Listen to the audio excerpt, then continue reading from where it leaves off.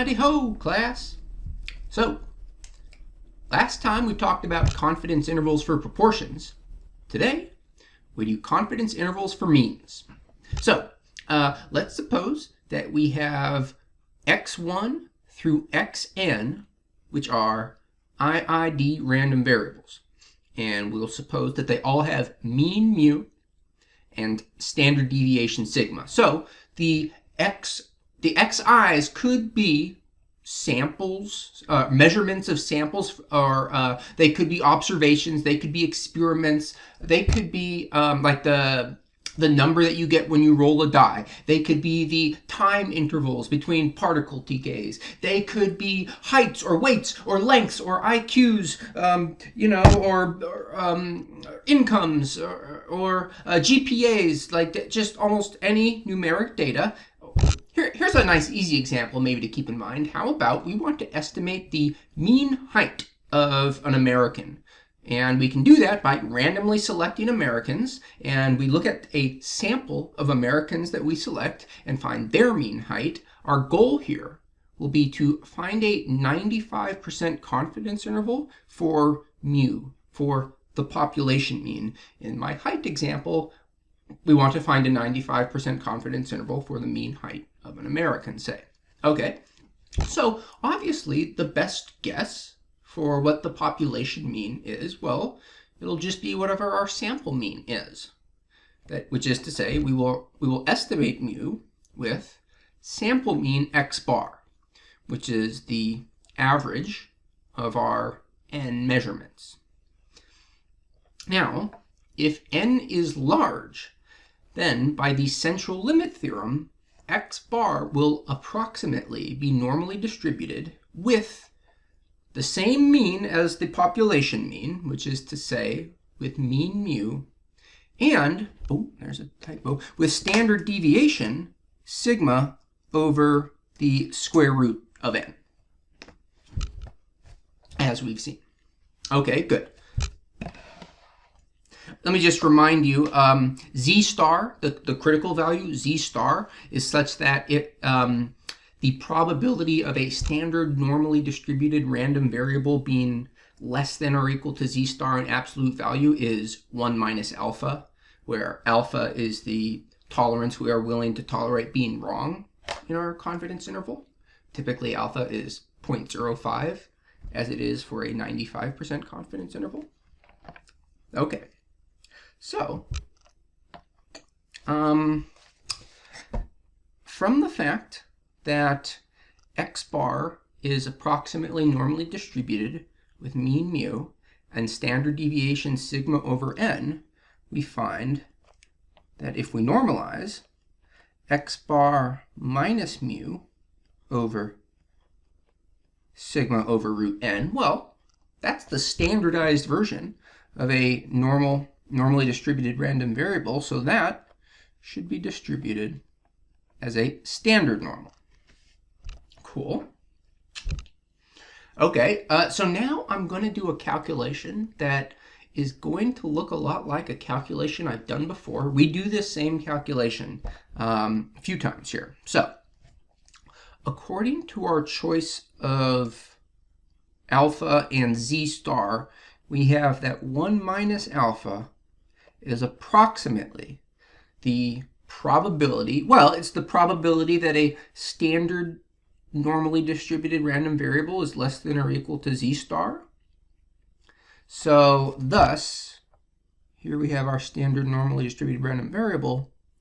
That's the probability that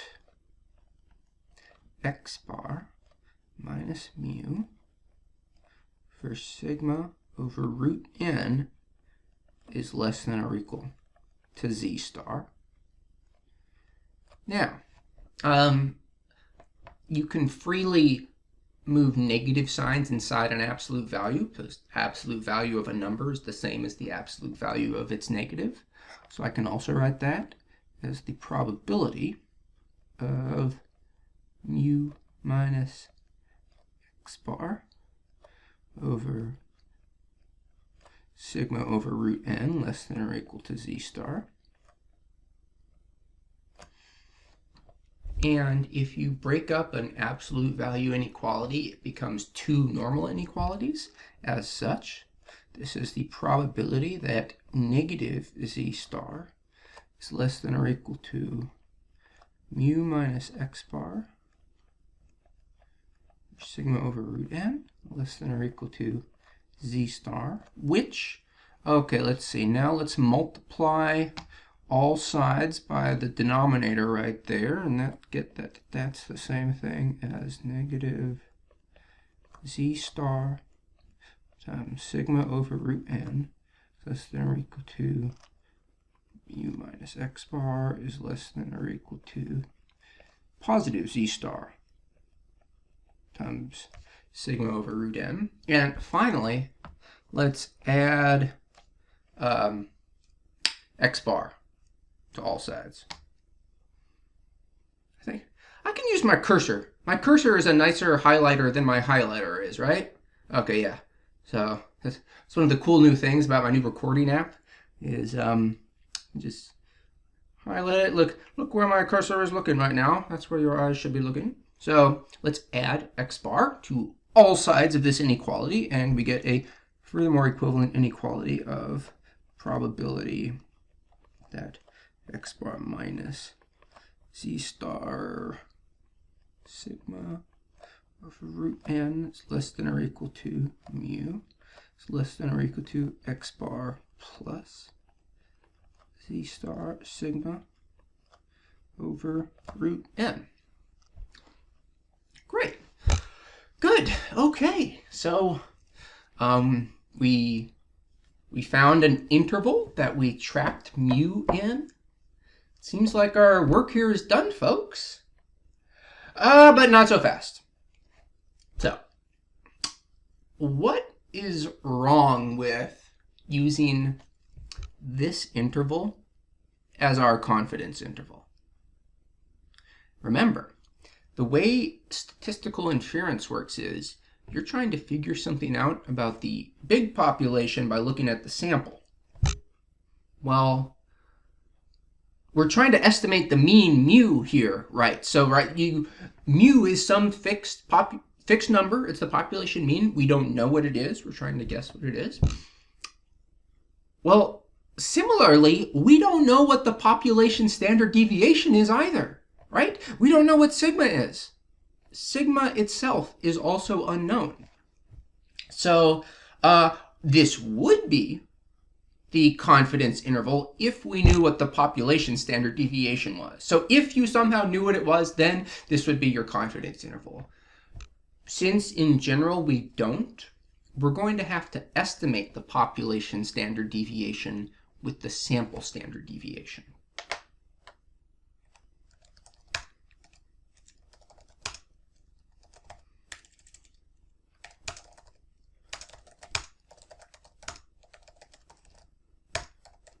Let me remind you of the formula for S.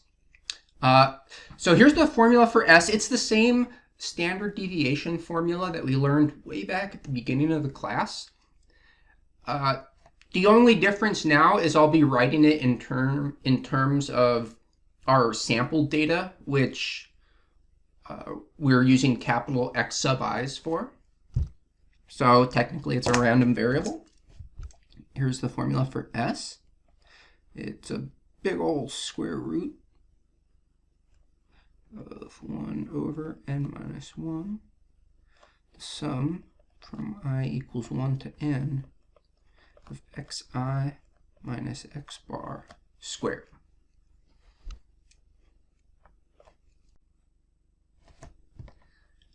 Since the sample standard deviation is only an estimate of the population standard deviation, there is some additional uncertainty introduced into our model, and we have to account for this. Thankfully, this is still possible to do, but the situation is going to get a little bit more complicated here. So I will make use of the following fact, which I present to you without proof because it's definitely beyond the scope of this class. We will certainly make use of it though. Here's the fact. So if we have x1 through xn being IID random variables that each have the same normal distribution with mean mu and standard deviation sigma, then whilst their standardized form has a standard normal distribution, if I instead replace sigma by the sample standard deviation, then I get what's called a t-distribution with n-1 degrees of freedom. And because we're going to be writing the word degrees of freedom a lot, I'll probably just abbreviate it by df. Okay, so now what the heck are t-distributions? Well, they're something new. We haven't seen them yet, so I'll tell you about them now.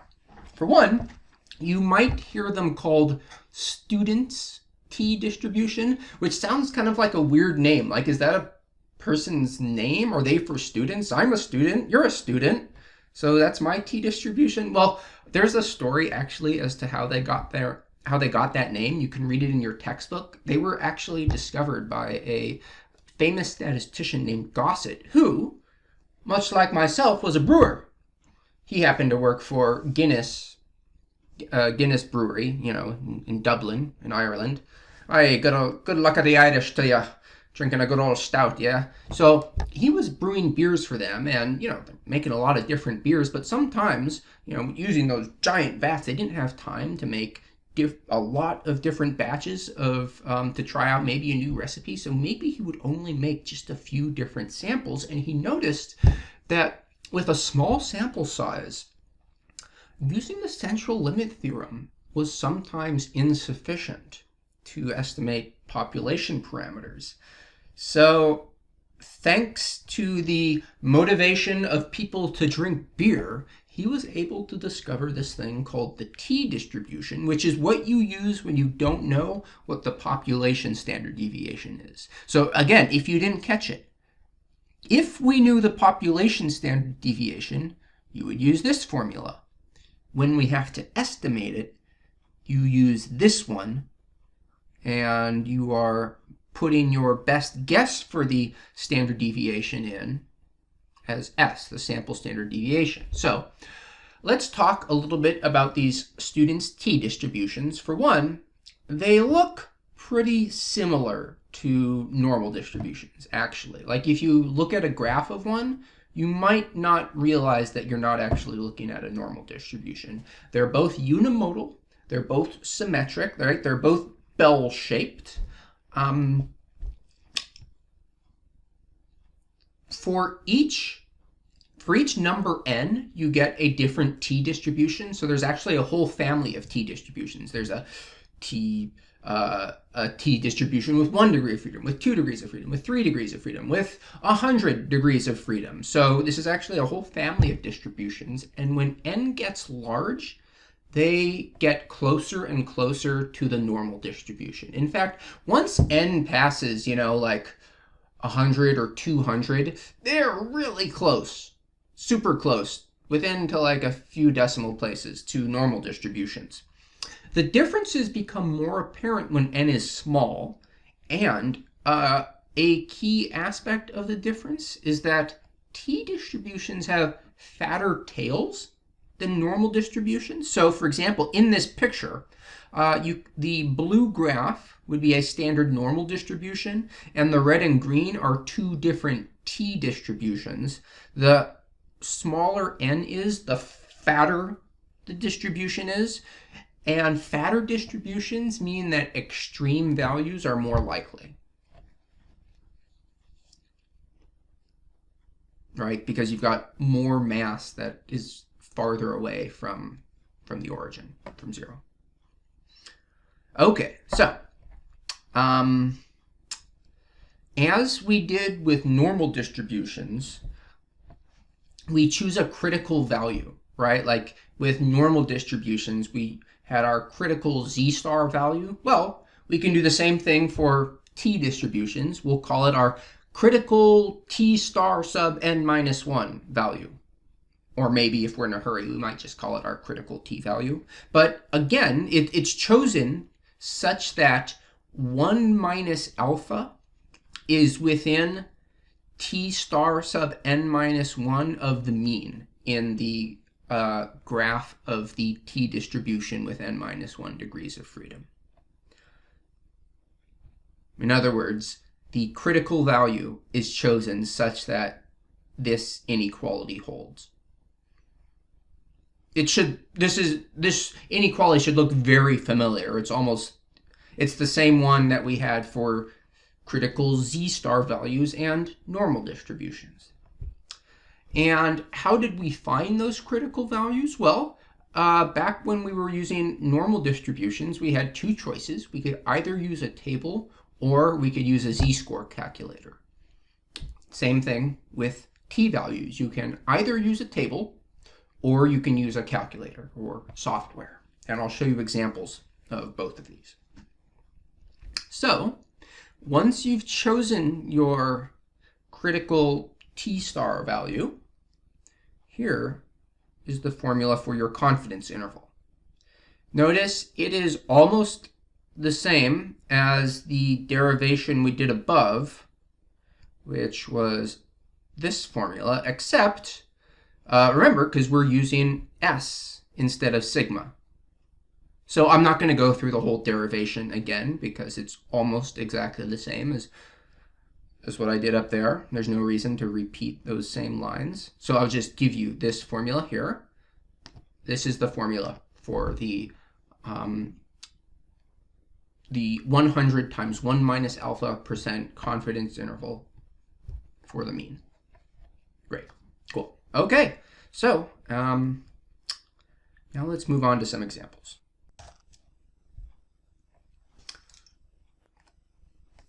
So for my example, I'm going to use the case of murder hornets. Have you heard about these guys? Yeah, they're all up in the news lately, and we know how much the news organizations love to put fear-inducing headlines. I guess that gets more clicks or something. So, yeah, the new crazy thing that we all need to be worrying about are murder hornets, apparently. And, well, so let's suppose that a brave bio major. Any of you know any brave bio majors? Well, if there was such a thing as a brave bio major. Sorry. Okay, so let's say a brave bio major collected data on the lengths of 80 murder hornets and found a mean length of 1.801 inches and a standard deviation of 0.115 inches. Let's find a 95% confidence interval for the mean length of a murder hornet. Cool. So, it's a good thing we've got the formula for this right here. And what do we need for that formula? Let's see. Well, we already know x bar, the sample mean, was 1.801. Cool. Let's see. We already know the sample standard deviation S was 0.115. Our sample consisted of 80 hornets. So N was 80. What's alpha? Alpha is our tolerance for being wrong, which if we're 95% confident of being right, then we are 5% confident, or there's a 5% possibility of being wrong. Okay, let's see. Oh, I'm going to need my critical t-star value.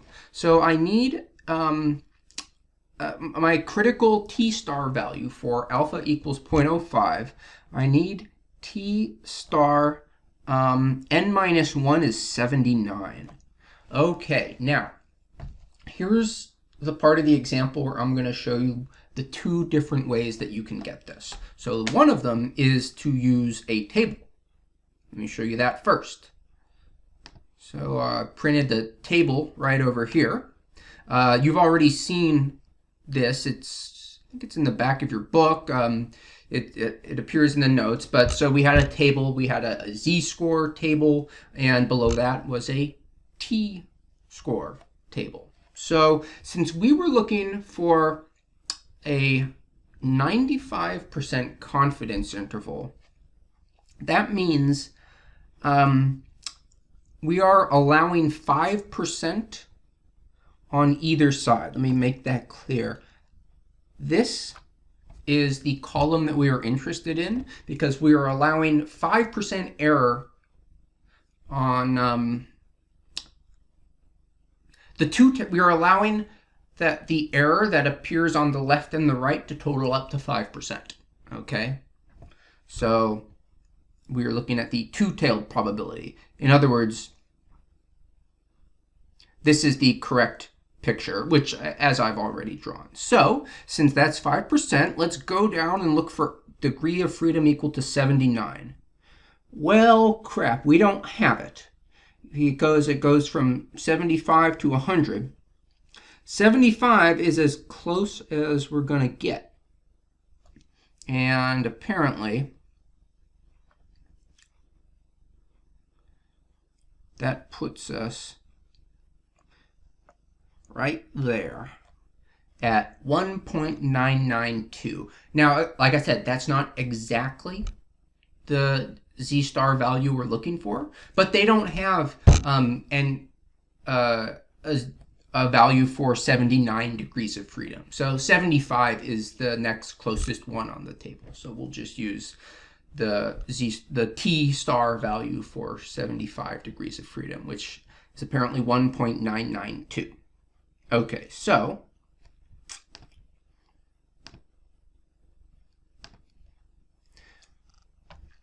from the table, I have that the critical value for at least for 75 is 1.992, and that's from the table. So if you had to proceed with the problem at this point, you would just use this value, right, and go on and solve the problem. But I think I'm going to show you, why not? Let's show you how to do it with software as well, and maybe we can get a bit more precise of a value. So let's open up the old Google Chrome. Let's type in t-score calculator. Yeah, type in t-score calculator. I'll just click on the first value, stat trek. Is that like a Star Trek reference? Okay, so I clicked on the first entry, brings up a t-distribution calculator. My degrees of freedom was 79, as we said. And, oh, what's the probability to the left of my critical value if I want a 95% confidence interval? Because remember, 95% is within this t-star value of the mean. That means all the area to the left will be 97.5. Yeah. So I'm going to punch in 0.975 and see what my t-score is. And I get 1.990. So really, 1.990 is a bit more accurate than the one that I got from the table. And another thing, notice that both of these numbers are bigger than the corresponding z-score value. So just for comparison, what was the critical z-star value that corresponded to a 95% confidence interval? If you said 1.96, then you're doing your homework.